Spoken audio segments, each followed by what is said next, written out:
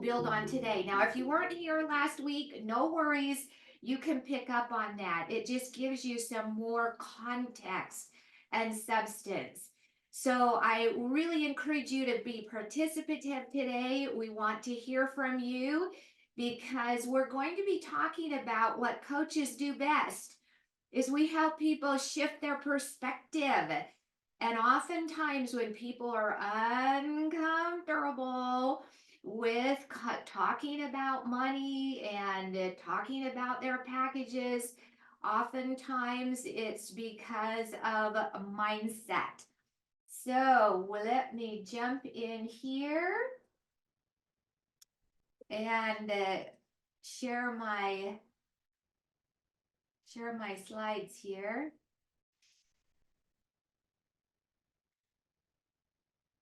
I've been working on humility, and so we did not Photoshop my little wrinkles around my eyes. How do you like that?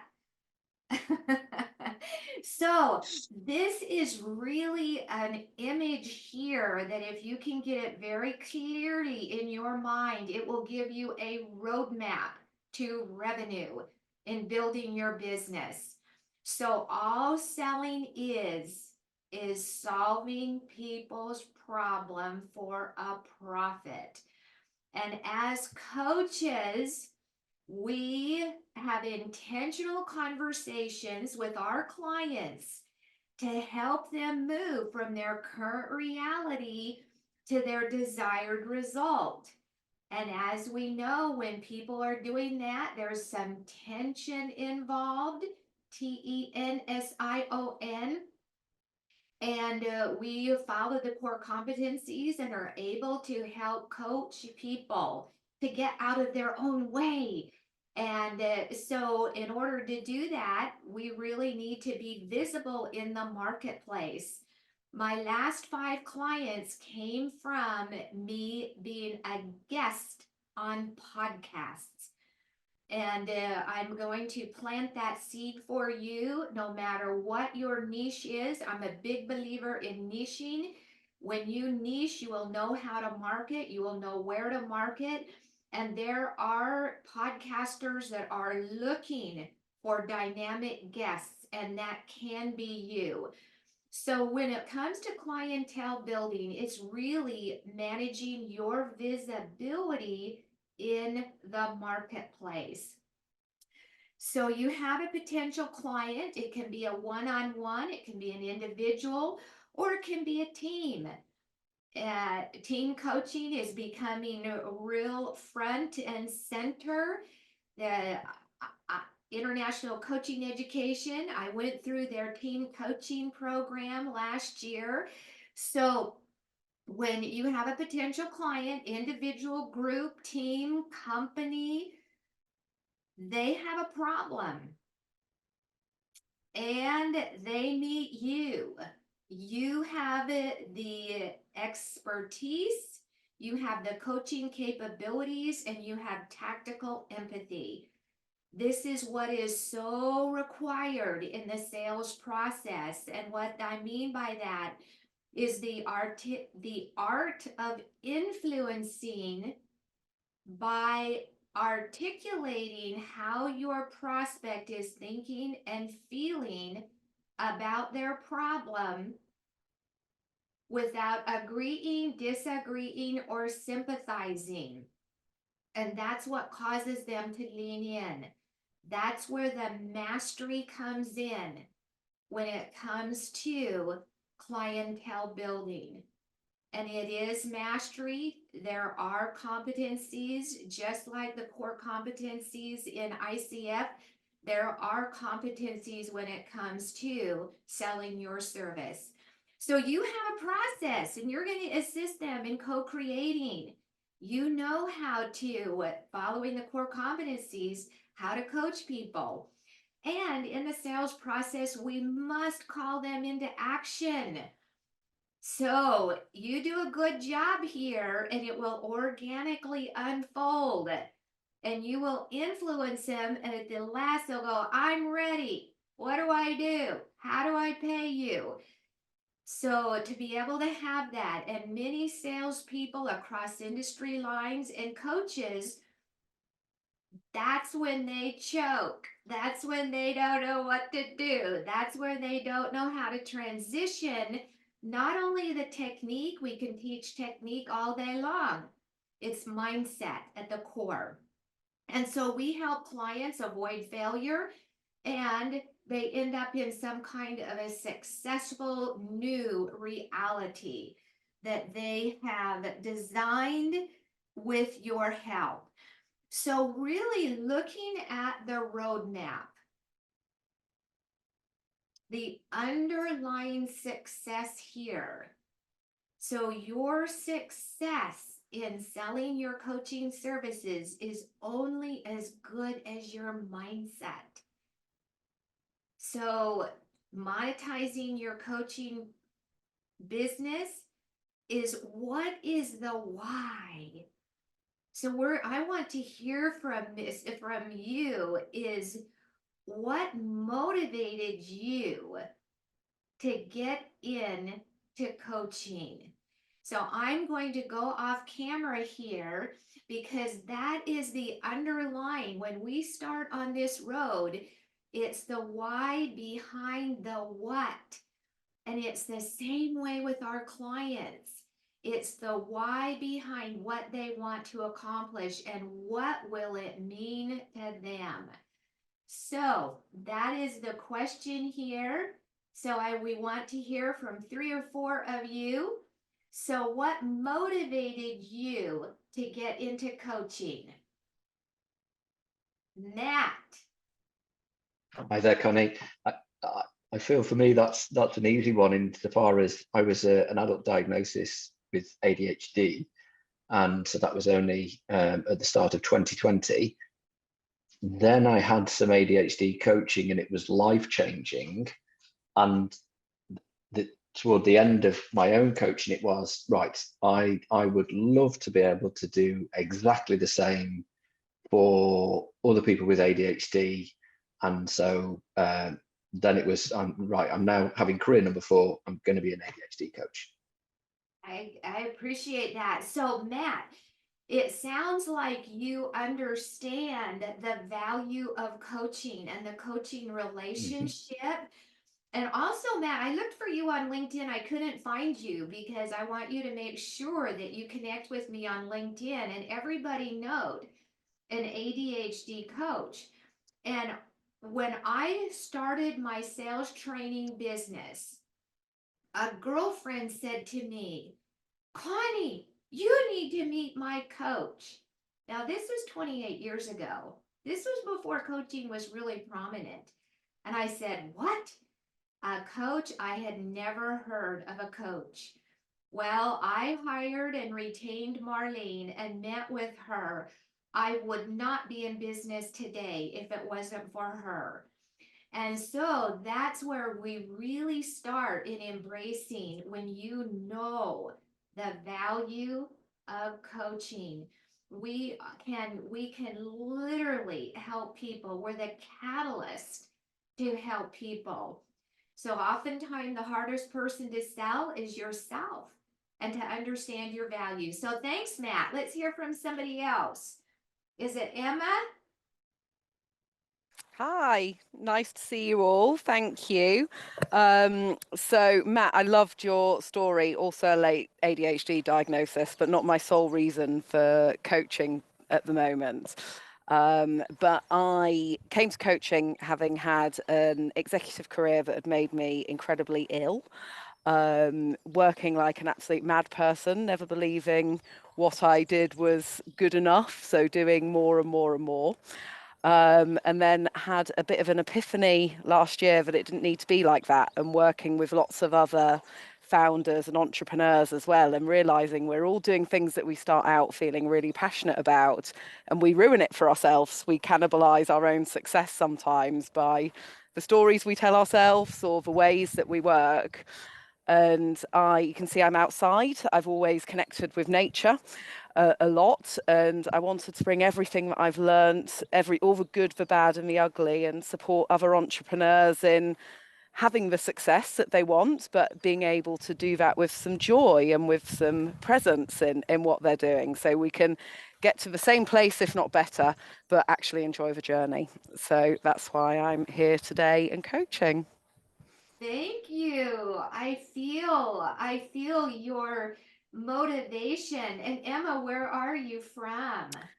So I am in East Sussex in the UK, and the claim to fame is I actually live in the Winnie the Pooh forest. So this is 100-acre woods where all of the Winnie the Pooh books were written. And I'm sitting on my coaching decking where I do a lot of work in person, and the building behind me is being converted into a one-bed annex to be able to offer executive coaching retreats as well. So I'm excited to bring all of that to to the world. Wow, excellent. I feel your passion. So thank you. Okay, Thank you. let's take one more. What motivated you to get into coaching? If Shiv, I could, and then I'll take the next one. So Shiv, go ahead. Yeah, hi, Connie. Um, so actually, I went through grief myself. I lost my mom at 16 and a half years when I was. That time I didn't know how to deal with it. Uh, but later I lost my grandmother. And then, I got connected with her after her demise. And that was a lot of healing to me, that, this journey of life is end of life is not the end of everything. And that's when I decided to become a grief coach. And that is how I am, helping people who are in grief or, situations like that. So that motivated me. And even my dad also, when I lost him. So that was a message, I think, from Divine, that I should probably reach out and help with my story and help people recover from grief. Oh, Shiv, thank you. Now, I responded to you on LinkedIn. I have not heard back from you. I sent you some good information. Did you get it? Yeah, yes, I got it, Connie. Thank you so much. And I replied it yesterday. Yeah, thank you so much for in your busy schedule, replying back. Really appreciate it. Okay, Thank you. you're welcome. And then, Shiv, what I would recommend you do is rename yourself right now, Visibility Management, and put your grief coach. I'm a big believer in that, is that people are not addressing their grief, and it builds up, it piles up, and it makes them sick. And so grief is so important, and it's not just in the death, it can be retirement. There is a massive market for that. Uh, So thank you. Yes. Thank you, Connie. Thank you. You're welcome. Okay, one more is Dr. How do you say your name? Mohiba, my name, Oh, Mohiba. Mohiba. Where are you from? I'm actually from Tunisia, but I'm calling from Oman, next to Dubai. Okay, good. So what motivated you to get into coaching? I come from academia. I was a university professor, and I simply refused to leave my career because my career was practically my life. Until one day, my son mentioned coaching. And I thought, yeah, I would like to go there because I've always loved psychology. When I went into coaching, automatically my niche forced itself on me because that's who I was throughout my life, a working professional, a working mother. I could remember my pain points. And I thought, I can understand all those professional women. It could also be men because my sons are professional men who are going through the same pain points, like life balance. I don't call it work-life balance, it's life balance, like, time management, like this guilty feeling that you're not being enough as a mother. And I needed to be a high achiever. I was always a high achiever. So I needed to work until getting a burnout, of course. So all these pain points Oh, turned into that niche. Thank you. Okay, she gave us a real clue. For those of you that have not decided on a niche yet, your niche is like you. So whatever you, they are very similar to you. And so she said, I was a professional. I was a professional and I was a mother and I understand. Okay. Wow. Thank you. We learned from each one of you. Thank And you so so much. you're welcome. So it's really why, what is motivating you? We've heard from 4 really passionate people. And then in selling is, what do you do? That's easy. How do you do it? That's easy. And who are you as you sell your coaching services? So it really comes down to, in my belief here, is your relationship with money and being compensated for your expertise. Now, you don't need to be a MCC to be able to be a good coach. I know some coaches who are ACC that are just exceptional. And so we're going to just zero in here is we have a relationship. The whole world is relationship and relationship streams.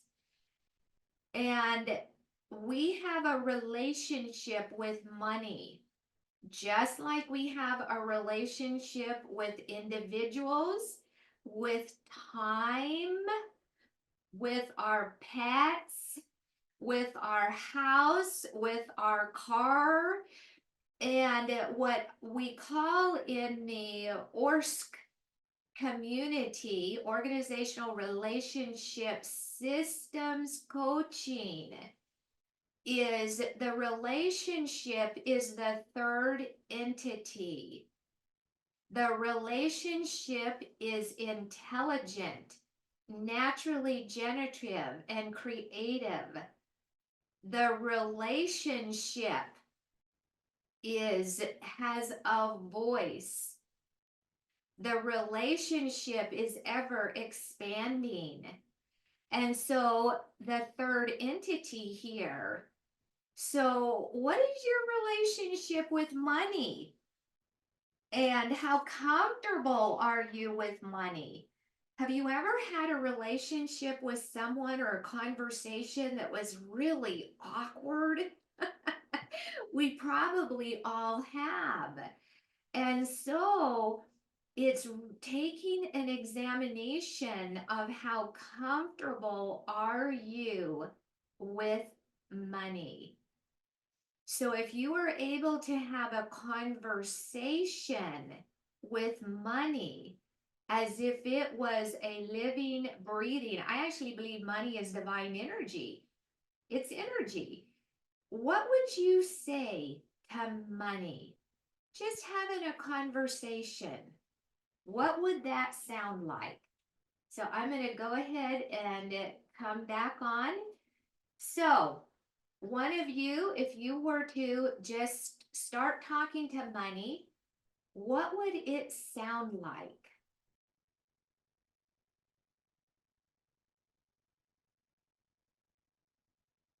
Claudia.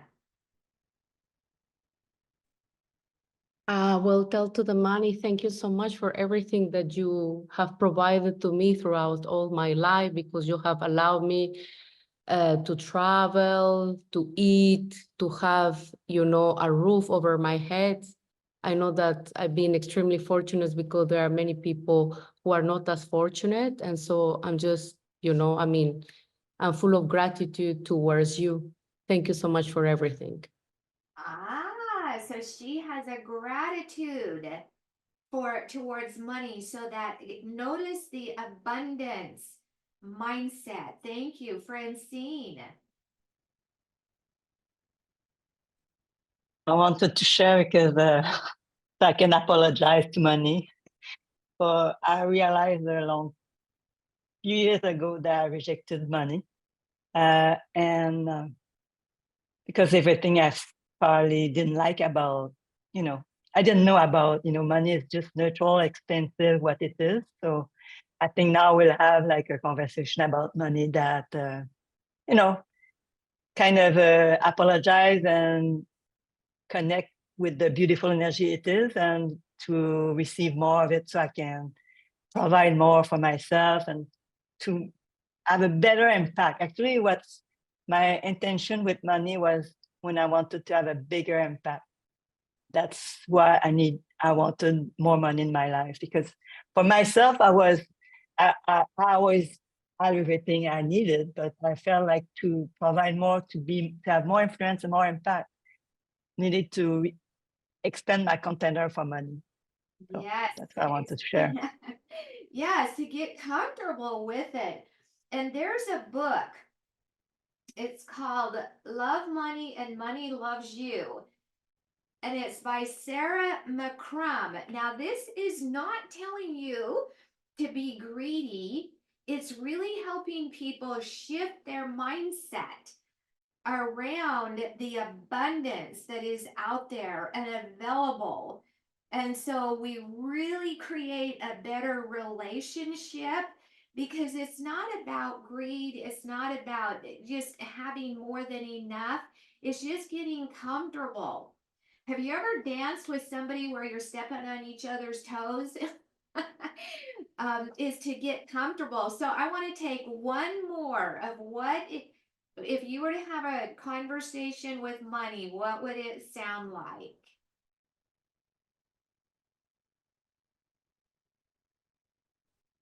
Who wants to get more comfortable with money? Anybody? Okay, Robin. Yes. So, Oh, sorry. go ahead, Robin. Do you want to join? Go off, unmute.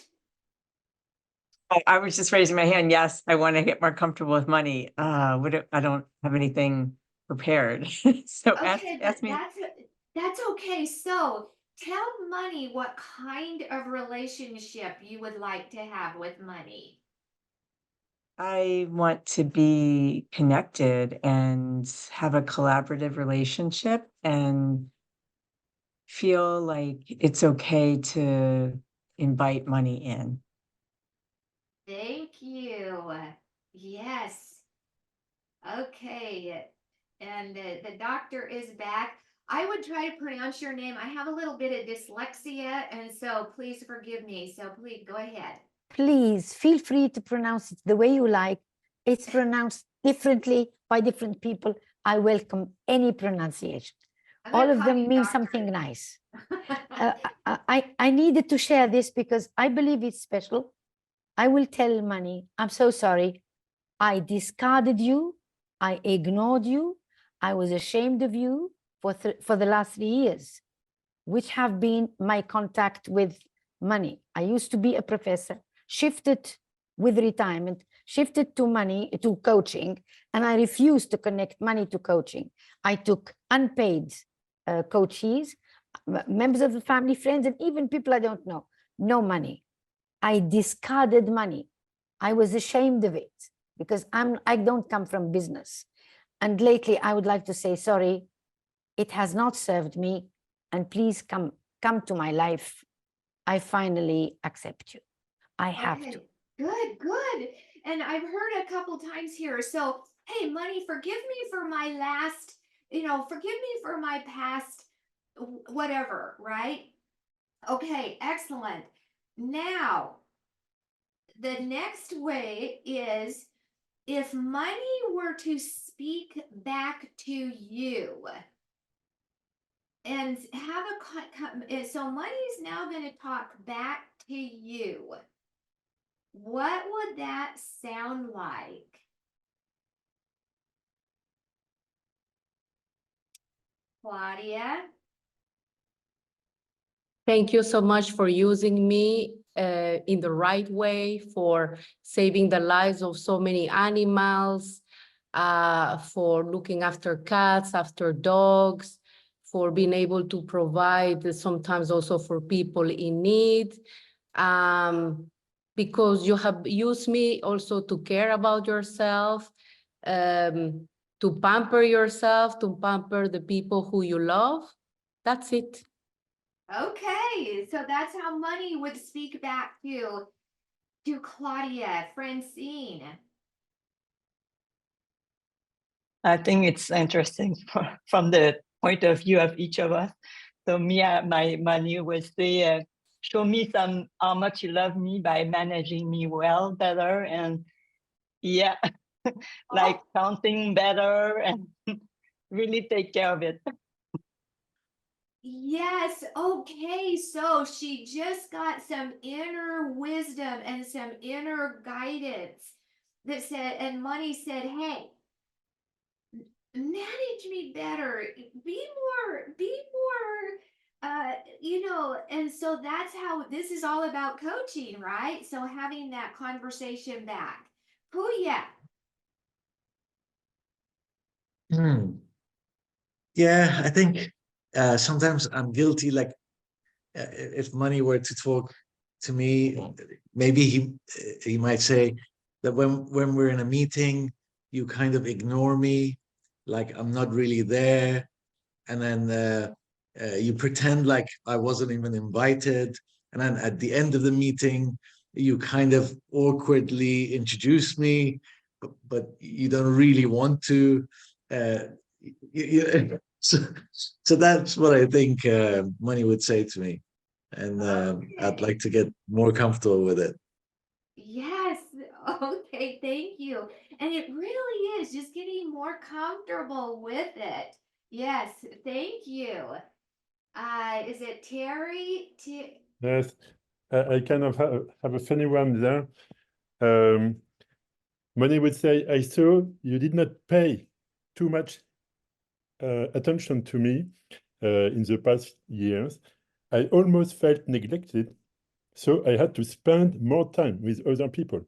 I'm happy to get back along with you.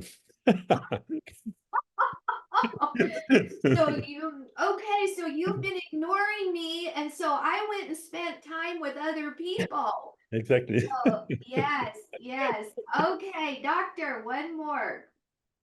Yeah, it would say, I knew you would come to me one day or another. You simply discarded me. You didn't even look at me, believing I am not up to your values and standards. And now you realize I could have helped you. I could have been there for you. Thank you for coming back after all. I don't resent it. Now you understand me. You value me. Oh, beautiful.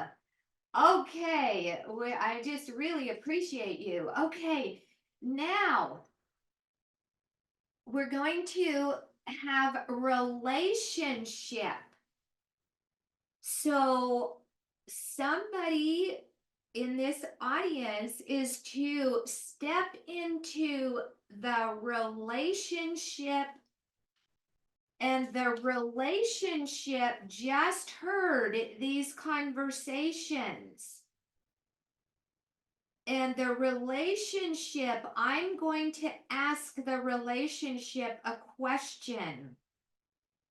So I need somebody who is very present and just can really step into this relationship, because the relationship has a voice.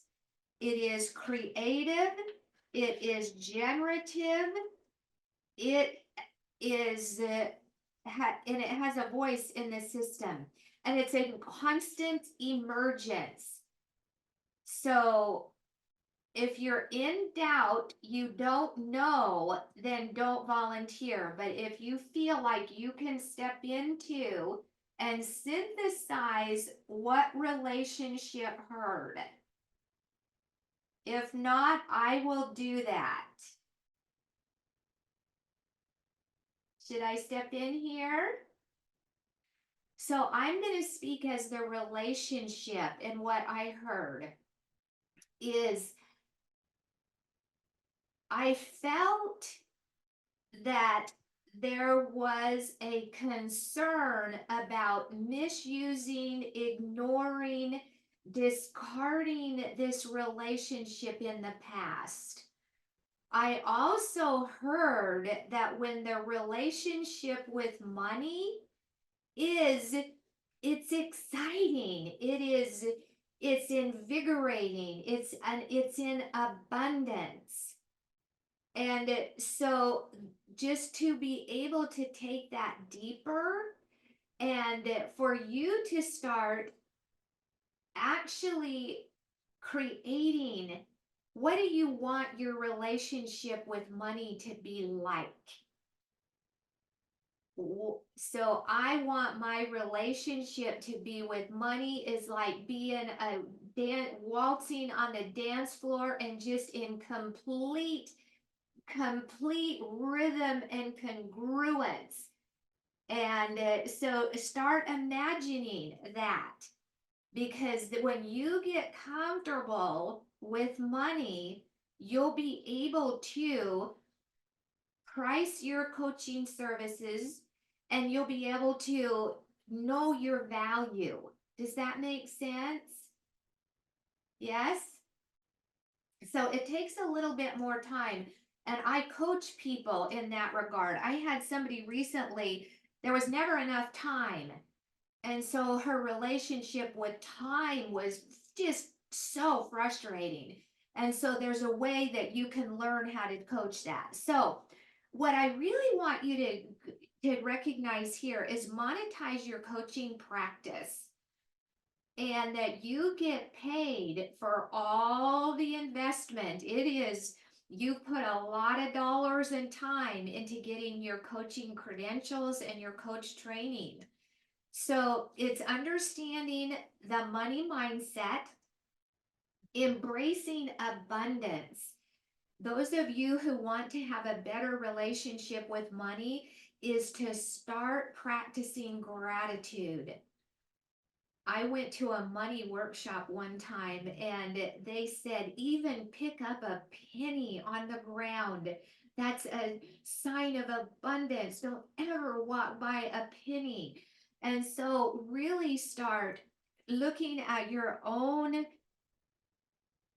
attitude around abundance and gratitude and having sufficiency in your life. There's another book called The Soul of Money, and it is another one. Those of you that really want to adopt a better mindset, that one is a very, very good book. So really thinking about asserting the value of your coaching services. That is that Matt knows that his life changed when he got an ADHD coach. Emma knows what it's like to be in a corporate arena that was just burning her out, and to be able to coach people through that. And it's also overcoming the fear of rejection. So when we're talking to potential clients, just say, it's not about me. It's kind of like in the coaching conversation. The conversation is not about the coach. It's the same thing in the sales arena. It's not about you. It's about their agenda, what they want to focus on, their problem, and then you helping them through that. So if you go, oh, I hope they like me, you're thinking about you. But when you think about the value and that you're a catalyst in helping them move from current reality to desired result. So when we have any kind of fear, it's a mental response to a perceived threat. And it's fear of the threat. So I could do a whole program on that. The essence of it here is it's not about you. It's creating value, because clients will pay for what they value.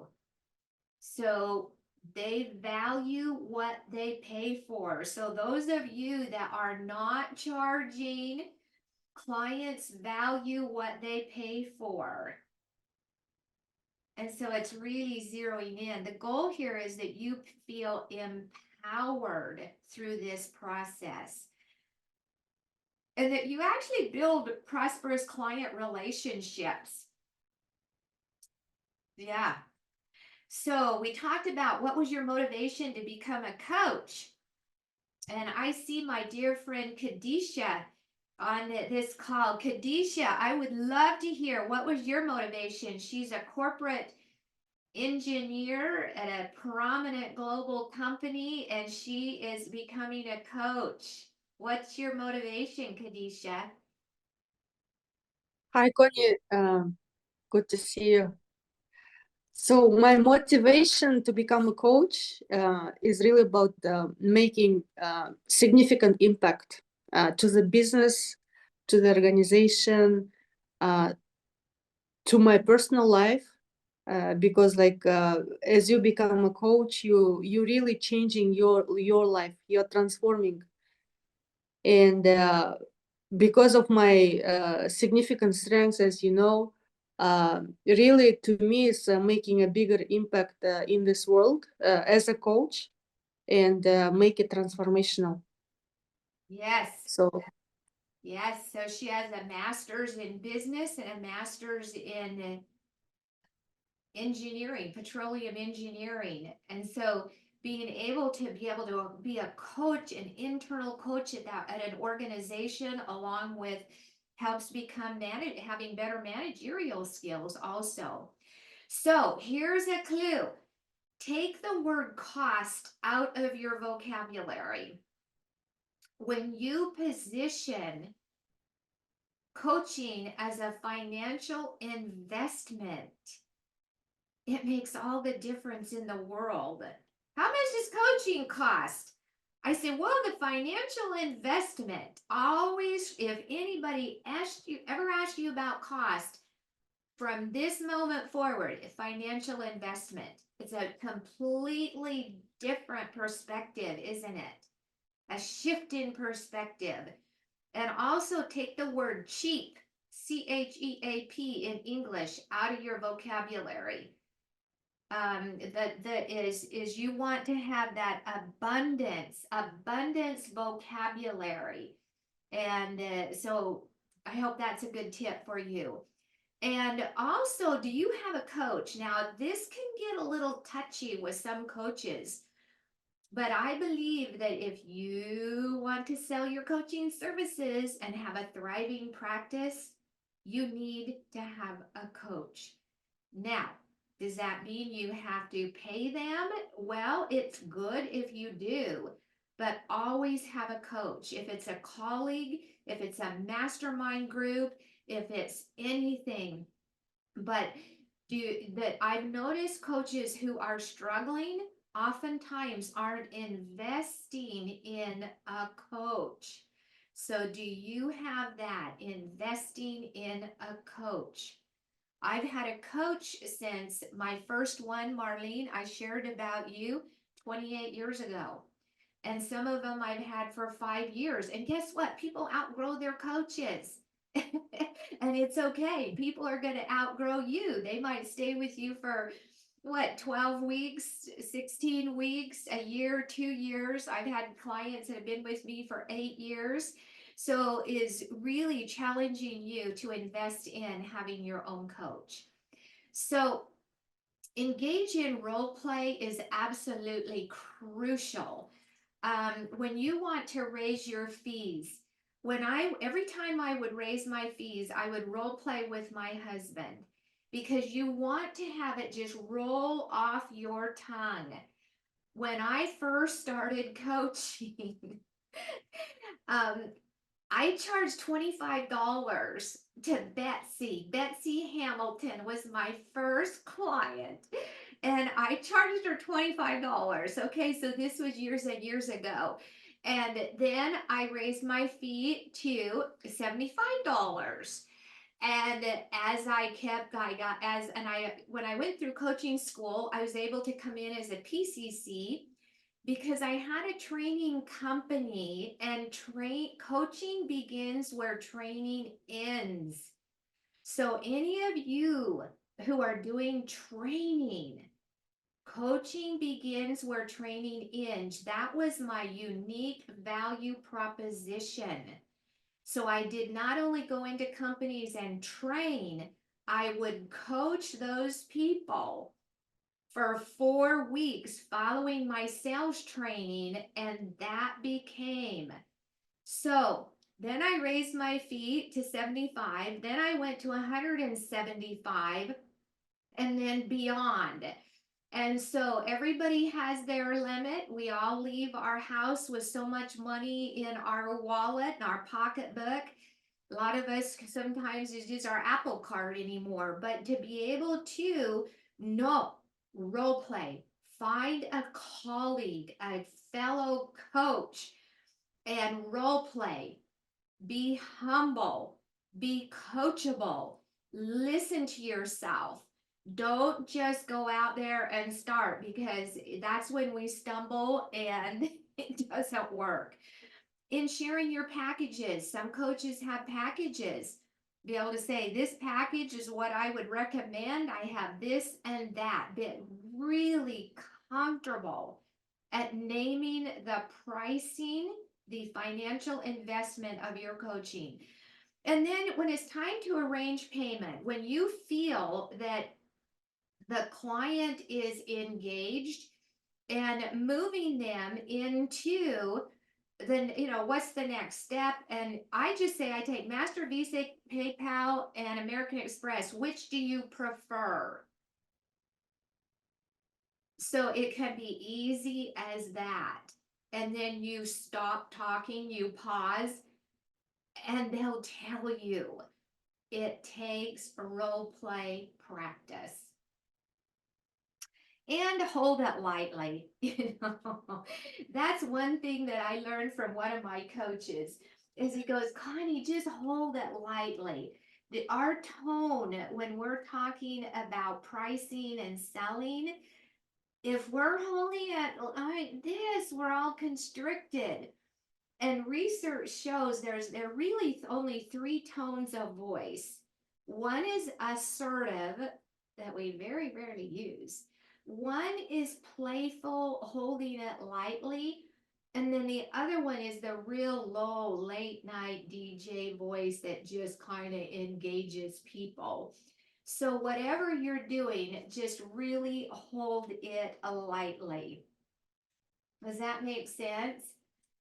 So I've got one more, and I'm looking at the clock here. And then and then we're going to take questions. So faith, you have to have faith. Faith in your value. Faith in the coaching process. Faith in knowing there are people out there that are intrigued with coaching. It's not a theological principle only.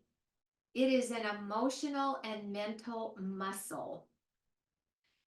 I am guessing there are some of the coaches on here that have been through positive intelligence. If you haven't, you need to let me know, because there's a way that you can get into this. I'm a positive intelligence certified coach, and we talk about the mental muscle, just building that mental muscle. And faith is building the emotional and mental muscle. Is, you know what, the sun's going to come up tomorrow. And to just be able to have faith in what you have chosen to do, if you love it, just know there are people that will become your clients.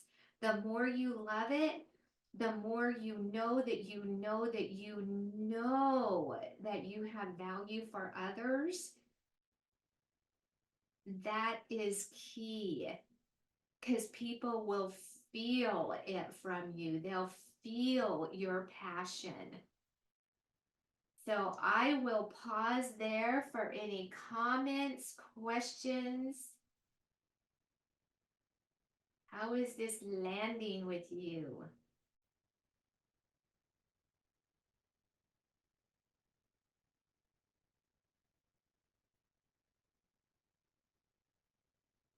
Welcome back, Claudia. Thanks for being a participant. Claudia? Yeah, so, you know, in my case, I feel like bad, I feel guilty. I mean, I do charge for the coaching, but there are some people that don't have that much money. So I don't know if to make like a different price or how to deal with that, because it's like a judgment that I'm doing myself. And I don't know, it makes me feel bad. So I don't know how can I go about that.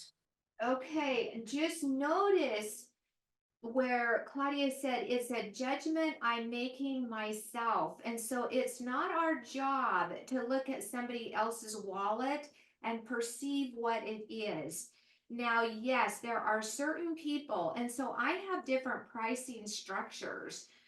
And I work with financial advisors, and I know if somebody is from the East Coast, they're likely making healthy seven figures. I am going to have a different fee structure for them than a young financial advisor from Alabama. And so you judge it and you always make sure that you feel good about it. So it's really a feeling, and for you to be able to zero in. However, everybody needs to be paying something because they value what they pay for. And so if you have somebody that you kind of feel that they don't have the money, just say, so what kind of budget would you have for coaching? What kind of budget? And believe it, they can come up with it. So you get to decide. I've never coached anybody for free. I've never done that. And some coaching schools say, go out there and coach. So it just depends on you. I work with two behavioral scientists that have done research that even when we give stuff away, that very rarely does it come back to pay you monetarily. So that's kind of a personal thing there. Yeah. Eric. Yes, on my side, I'm not sure I understood our play with the money and the relationship and where that fits in what we discussed. So maybe I'm too much on the cognitive here, but I will appreciate some guidance. Okay, so you didn't understand the money, you, and the relationship. Okay, I'm sure you're not the only one here. So I'm going to go back here to this. And there's a whole philosophy.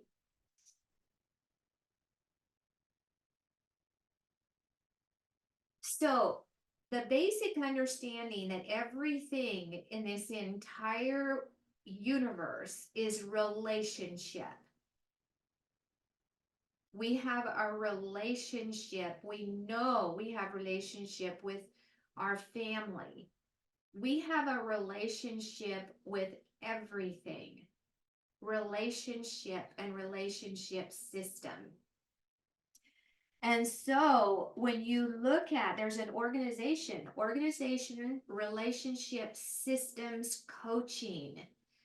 And so I coach the relationship that somebody has with money.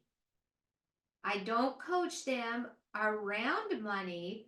I coach them around their relationship with money.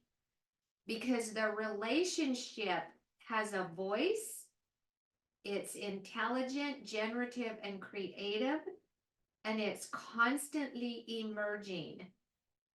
We all have a relationship with time, and we can just go on and on and on. So, Eric, was that helpful? And if it wasn't, if you connect with me on LinkedIn, I will send you some more information that could set the context here for you. Well, it was helpful. Thank you. Okay, Puya, did you have anything to say? And then I'll go to Mona. Well, first of all, I know a lot of people came in after we started, so I just want to put in the chat the link to the form, and if you fill this in, you get included in the raffle. So please fill that in, and also what maybe after Mona. I can give a little information about the promotions, and then we can go to the Q&A section. Okay, excellent. Okay, Mona, go ahead. Hi, thank you so much. Fascinating so far. So my question is, I've been coaching for quite a while, but recently decided to professionalize and get the ICF accredited training, etc. And so this whole business of becoming a business person is like a whole, like, who knew? when I looked into my why as to why I want to be a coach, being a business person, I have to be honest with you, wasn't up there. I didn't become a coach to become a business person. That wasn't part of my why. But going through this journey of self-discovery and listening to yourself, I'm really keen to get there and to monetize it, as you say. So I've asked a question on the thread, but I just want to develop it. Some people very kindly also gave their views on it. The business of putting, if we're feeling confident, which I wasn't before at all, if we're feeling confident about how much we charge, shall we just be transparent on our communication, on our websites, etc., as to how much we do charge for our packages, our sessions, whatever they may be? Should we just be out there with our rates?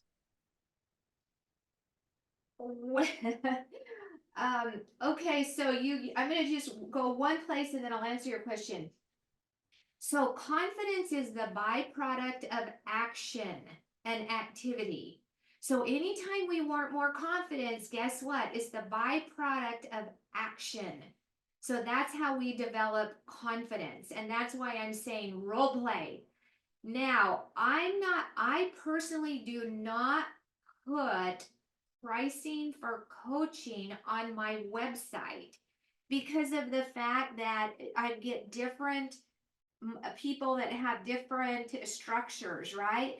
If I'm doing a class, I'll put a pricing for a class there, but I'm a trainer also. So think about it, Mona. What is the purpose of business? At the end of the day, let's be real. What's the purpose of any business? To make money, right? Yeah. To generate revenue.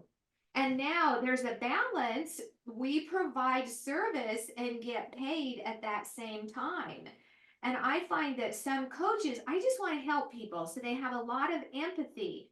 We want that empathy, but also you need to have that ego. I call it ego strength, in that you want to have that proper balance because you're part of this equation too. And so it's really, it's to you're running a profitable business, and to be able to get that mindset.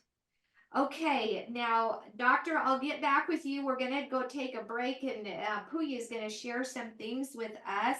So picking up on any questions, comments, insights, love to hear what you're taking away today that's going to help you monetize your coaching practice.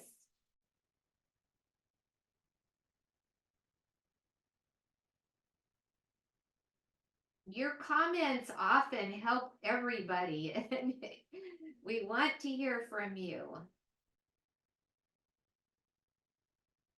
Yes, doctor, please.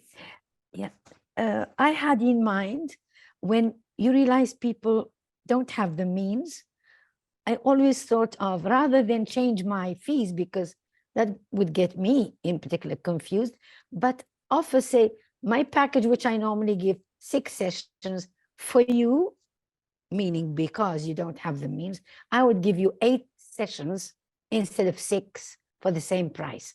Rather than change the pricing, change the sort of, give more sessions. That's the idea, rather than reduce the fees. That's one point I wanted to have your idea about it.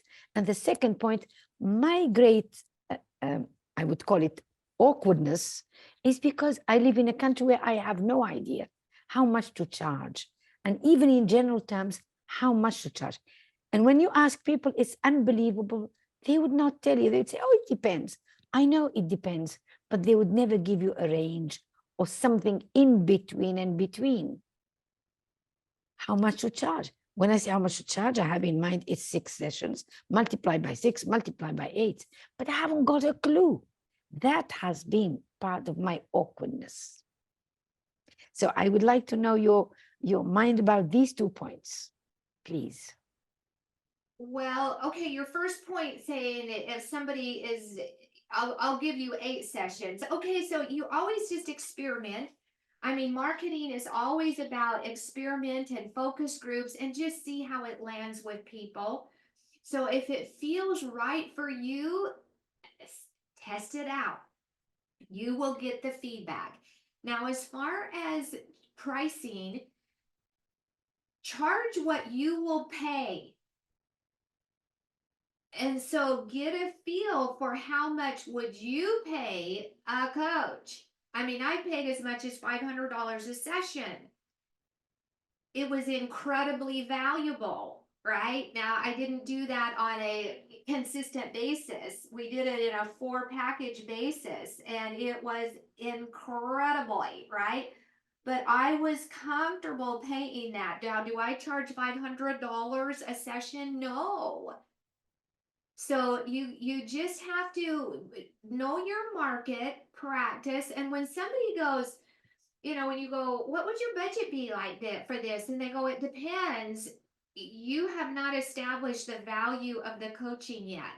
So, doctor, I really encourage you to look at that YouTube video around that I did last week. And I'm going to put this link back in here. And it's going to teach you how to have that first conversation. And so I put that YouTube link in there. It gives you a formula for having that first conversation. Because if people don't trust you yet, they'll play with you. It depends. They know. They know. So you can tease it out of them, but just know if they're all wobbly in the back end, you have not done a good enough job on the front end for them to lean into the value you can provide. That's my thinking on that. Okay, and I'm not keeping an eye on the chat. If there's anybody that has a question in the chat, or Puya, Thank you very much. You're welcome. Thank you, Connie. You're welcome. Yeah, Connie, I saw a question. I'm not sure if a question from Mona earlier. I've heard that you shouldn't put your. Oh, I think that was answered. Never mind. About the putting your price on the website. Yeah. Okay. That was answered. Nirala. Thank you. Thank you for this valuable information. It's more comment than a question. So I resonated with a lot of what's being said, because currently I'm an internal coach to the organization that I work for. But it gave me insight into the fact about a costing structure. You know, I have literally, in addition to coach, education and practice, I literally bring about 40 to 45 years of work experience. And I would imagine, with the point that you said, what is a relationship with money? It's always that awkwardness to start working on a costing model. So I'm certainly going to dip into the wisdom that you shared, watch your video, and then probably reach out for support on how to do this, because I have 10 months in my current role, and then I officially retire. So I would really want that to be eventful in terms of the coaching practice and the experience of just work life. Ah, good. So you do have a lot of life experience and business experience. So thank you. Thank you for that. and they are doing grants for coaches. So I am going to put a link in here. Now I'm a certified coach. I don't get paid for any of this, but I'll tell you, it has enhanced my coaching practice. And I'm going to put, so they have grants for the grant program. And what it did for me, so I'm a sales trainer and coach company. Well, I put a friend, former client who is a recruiter for pediatricians through Positive Intelligence. And now she refers pediatricians to me. I just started another one today. So take a look at it, see if it resonates, and there's a grant program that you can get into, and it will add another component to your practice, and also just what I shared. So you can see that in there. So I was in cohort 4, I think they're in cohort 15, and it's an incredible program. Okay, what are you taking away today?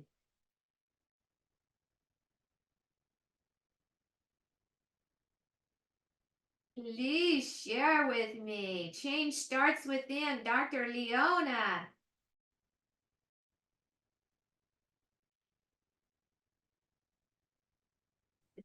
I think, Susie, go ahead.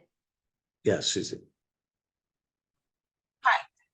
I just want to say very quickly that when I've have over 20 years of working with underprivileged in education setting, in higher education, and in that setting, actually educating people who are underprivileged versus the ones who think they are is very important. And working in communities. So for those of you who want to work in that sector, I would recommend exploring that. What I'm taking away is that for me, I need to be more comfortable with money, coming from working with underprivileged children and those communities has taught me that money is something to be ashamed of. I'm launching myself in a new career as a coach. I'm the immunology coach launching in September once I've graduated from my accreditation, and I will be charging. I will be charging on a different scale for people from different backgrounds, but I need to become comfortable myself so I can have those conversations with my clients. Thank you. So Susie, describe how do you want your relationship with money to be ideal? I want it to be just like my other relationships. I don't want to have to fuss or stress about it. I want to be honest and open and go, this is how much I charge, this is what I need, and just be a transaction, like when I'm buying milk or when I'm having a hair done. All of those transactions cost money. I think for me, I just need to learn that charging for my services is just yet another transaction. It doesn't need to be a dirty word or something that makes me uncomfortable. Yes, and may I give you a little language tweak here? Yes.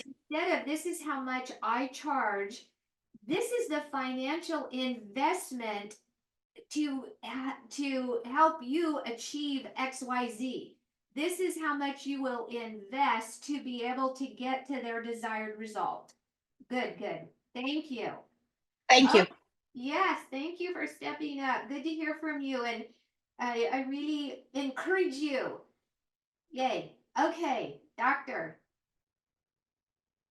Yeah, I think taking the need to take away the shame associated to money. I come from academia where we have great values.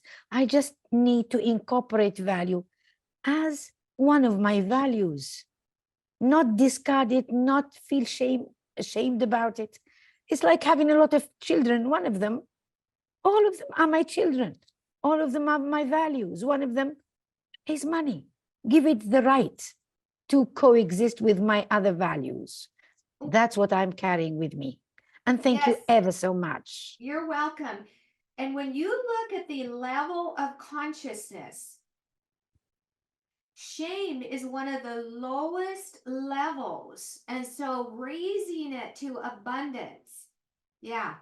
Okay, Tracy, quick, and then Puya is going to do his raffle. Yeah, I have a quick question. I just wanted to know if you recommend providing the first session for free before discussing price. It depends on your philosophy. I've never done that. I've never needed to. And I shared with you earlier that I work with 2 behavioral scientists that have done massive research on giving anything away for free. And at the end of the day, they found out that it really is not sustaining. And you can experiment with it. How many times do you give a coaching your first session away for free, and then do people enroll and pay? And so experiment in your marketplace. So that's just my own feeling and experience about that. However, Okay. you decide if it works for you. Okay, Okay. thank you. Thank you very much. Connect with me on LinkedIn. I appreciate all of you.